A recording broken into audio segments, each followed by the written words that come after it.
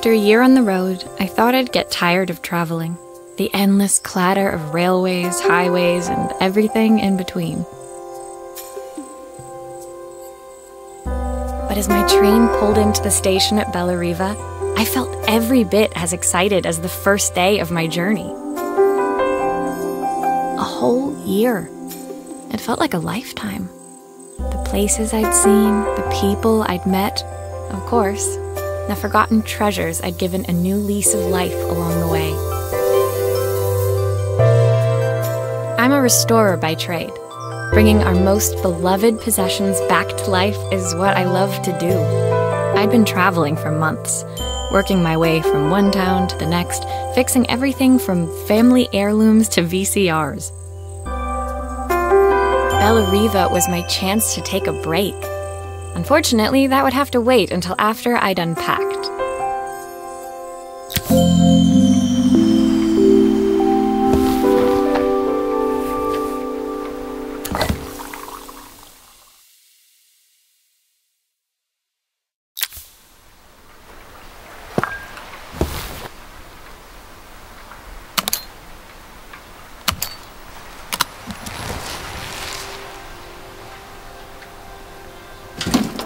The tools of my trade.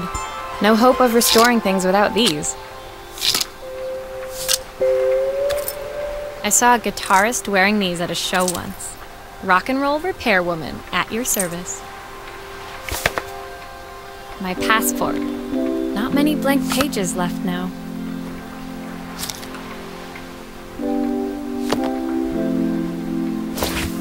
My favorite overalls. These will never go out of style. My parents took this after I made my first repair.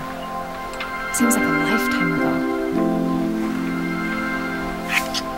Looking forward to taking more close-ups of my fingers with this. I'll hand these out once I'm settled in. Fingers crossed they get me some work.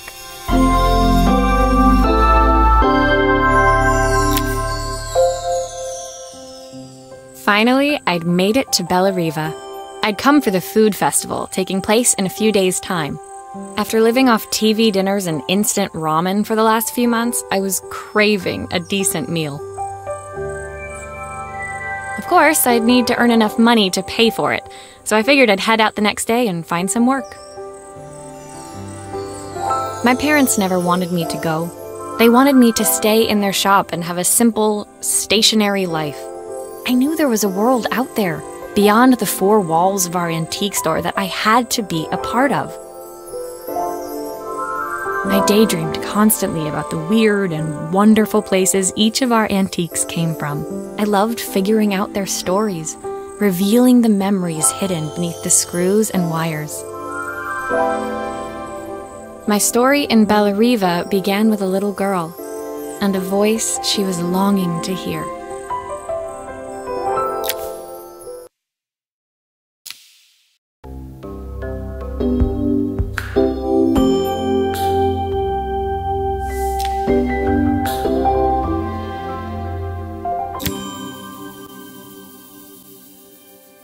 It was my first morning in Bellariva, and I couldn't wait to leave my hotel and explore.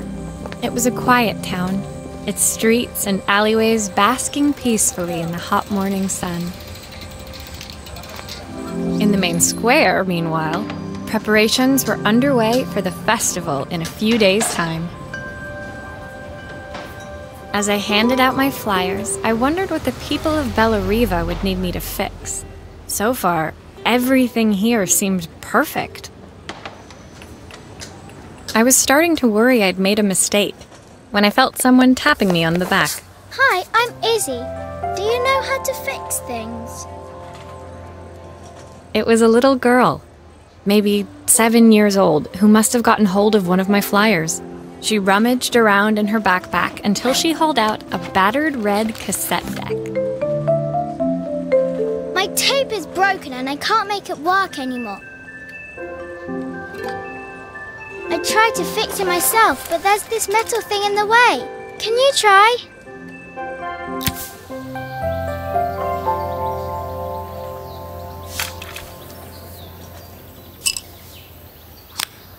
Why did did you do that?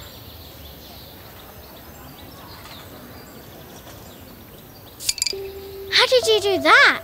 I didn't see.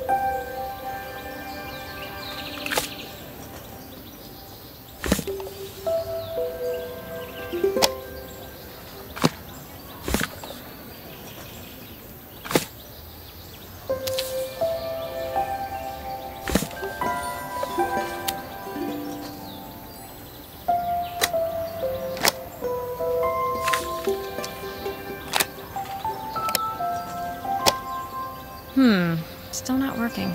Something else must be wrong.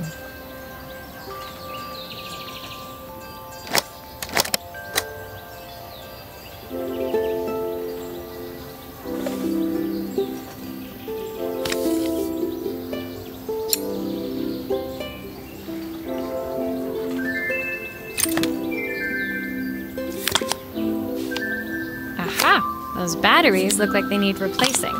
Luckily, I have some spares.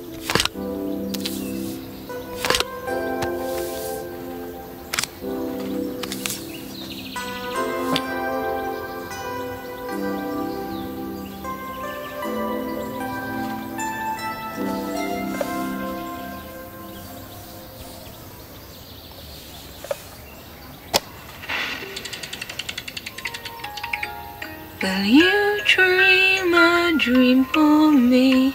If I sit by your side and hold you so tight, know that I will always love you, even though we both know that we must say goodnight. Good night, my darling.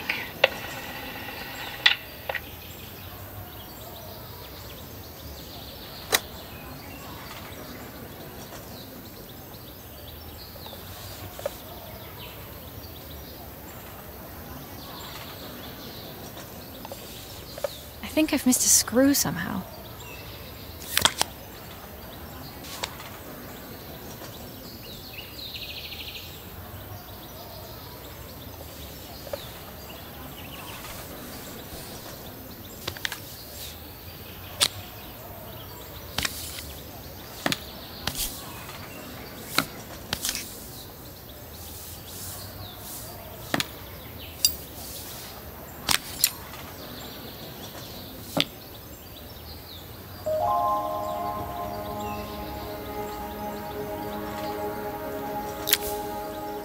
When it finished, Izzy picked up the tape deck and tucked it carefully into her backpack.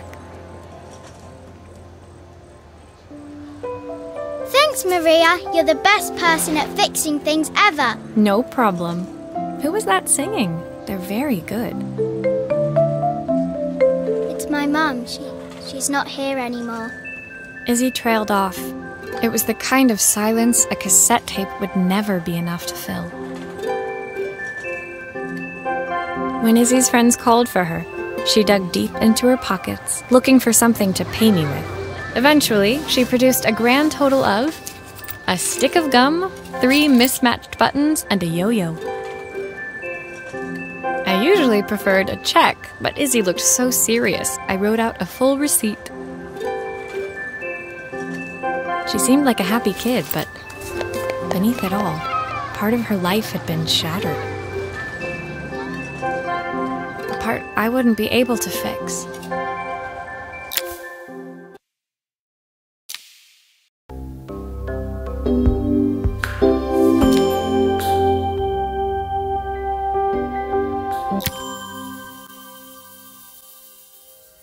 My first repair complete, I spent the rest of the day doing small jobs in and around the square.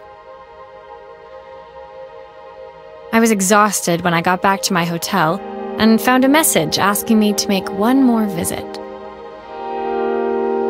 The address led me to a quaint little house, a stone's throw from the beach. Bathed in the evening light, it looked beautiful, in spite of its flaking paintwork and chipped tiles. The front door was opened by a harried-looking man, still dressed from a long day at the office. Are you Maria? My name's Joseph. I'm Isabel's father. I'm so sorry she bothered you this morning. Please, come in. I'd like to settle up properly. On the mantelpiece, I saw the remains of a broken statue. Without thinking, I picked up a fragment. Ah, my father's statue. What's left of it, at least. Yet another way I'd have disappointed him. It survived 100 years in this family. But 5 minutes with Isabel and... Do you think you can salvage it?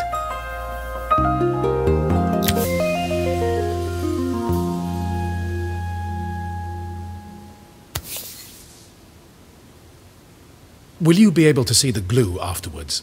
I don't want people seeing the cracks.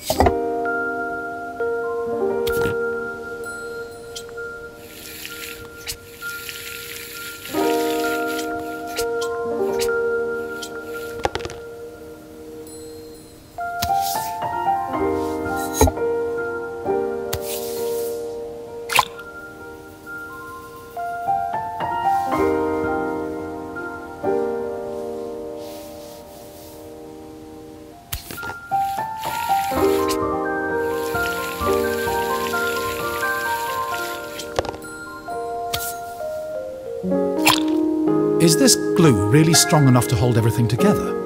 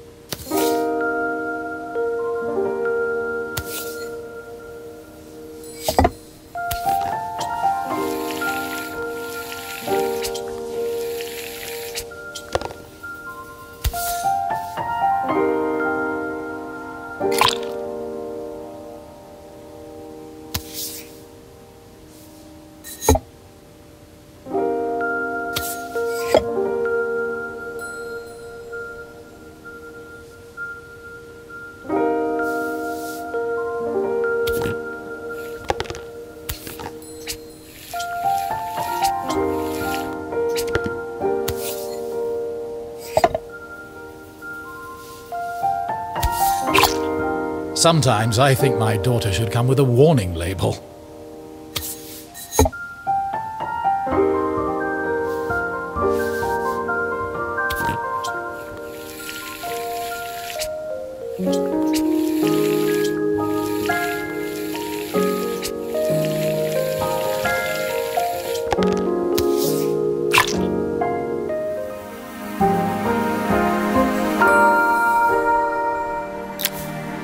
Thank you, Maria.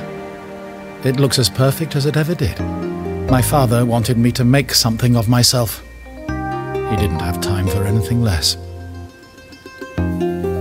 As Joseph put the statue back on the shelf, it nudged against the family portrait stood proudly next to it. So he was Bellariva's mayor. And that was Izzy's mom. They must both miss her so much. Sorry, I'm a little tired. I've been working late getting things sorted for the festival. There's only a few days to go. Looks like I'll be working late. Again. When I told my parents I wanted to leave, they always found an excuse to be busy, to avoid talking about it. I guess keeping themselves occupied was their way of pretending it wasn't happening. Joseph's work must have been taking up so much of his time. But maybe that was what he wanted. I just hoped he was finding enough time for Izzy, too.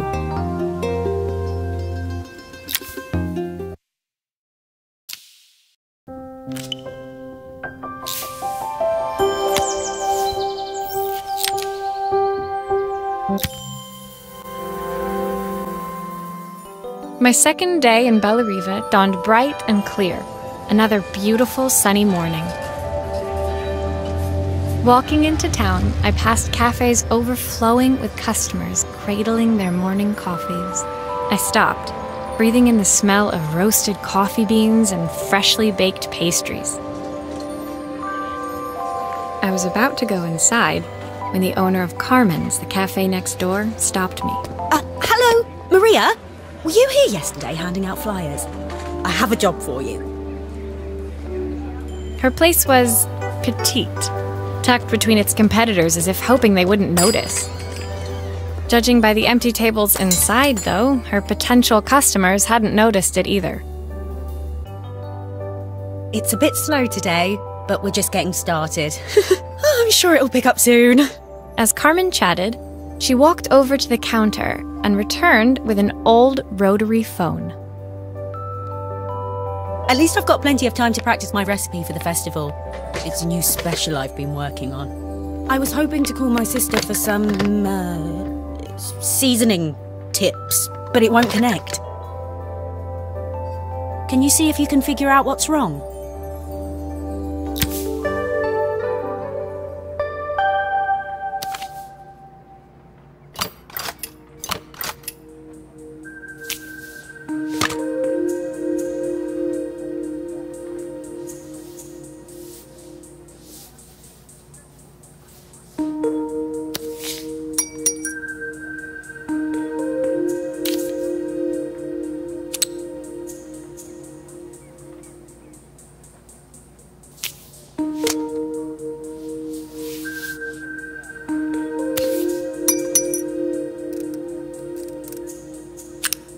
These connections aren't quite right. I should check the wiring.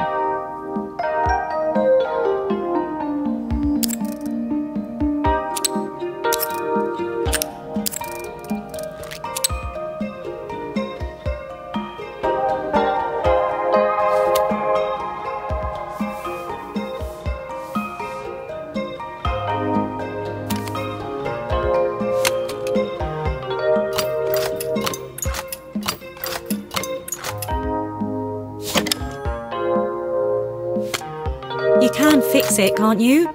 I can't afford to replace it.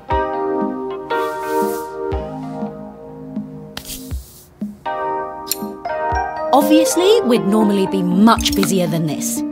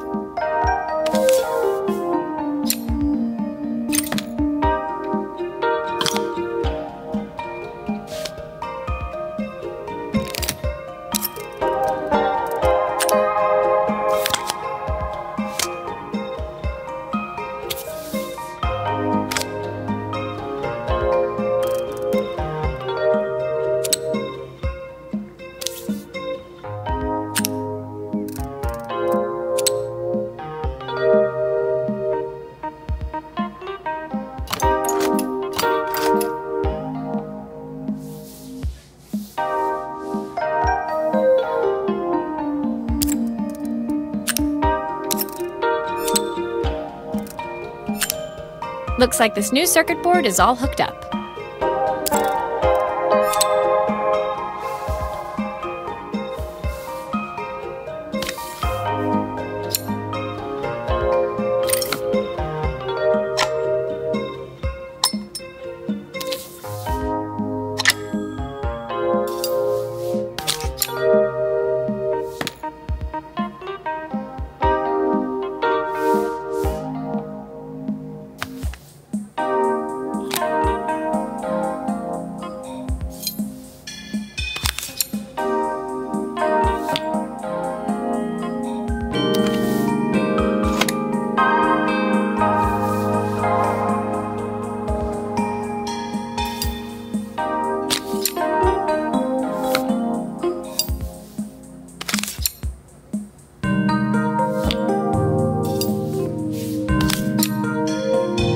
a part I need to attach. Where does it go?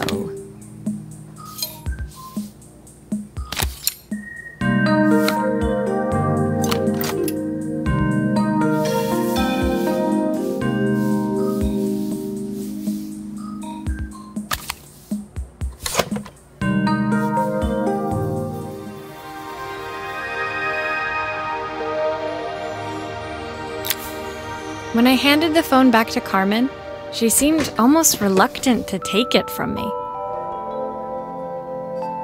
So it's all working now, is it? I don't have to leave it to dry or let it cool down? Nope, it's ready to go. It'll be ringing off the hook in no time. That's if I can pay my phone bill, anyway. And the rent, and the suppliers. Anyway, take a seat and I'll be right with you. Your coffee's on the house. I sat at one of the empty tables, while at the counter, Carmen had started dialing the phone. Hello? How's my favourite sister doing today? As she talked, Carmen became more and more tense. This didn't seem like a call for some cooking advice. I know I still owe you from last time, but I can't afford to take part in the festival if I don't pay. I could almost feel the eye roll at the other end of the line. You don't need to be here, though. Can't you just put the cheque in the post? When the call ended, Carmen brought me my coffee, her hands trembling. Sorry about that. My sister's decided to fly in for a visit. Oh God, I have to get ready. Actually, I might have another job for you. Can you come by tomorrow?